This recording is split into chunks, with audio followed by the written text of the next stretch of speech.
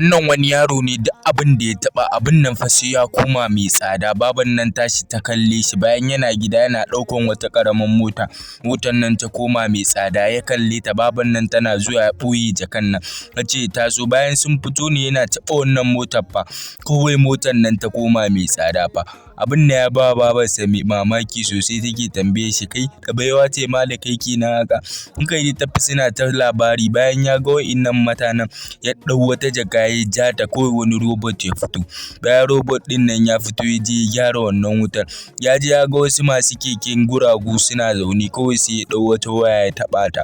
Kawai abin bakaniken nan ma ya fito gaba ɗaya, sa taya ya je wajen wa'innan guragun domin ya gyara musu wannan kekunan nasu. Sun yi murna sosai, shi abin ya ba shi mamaki. Bayan ya je ya ga wata mata ta shiga mota, ya ɗauko wannan motar ya gara ta. Yana gara wannan motar fa, motar nan ta je ta shiga ƙarƙashin wannan motar ta. Tana shiga ƙarƙashin wannan motar ta, motar nan ta zama mai tsada.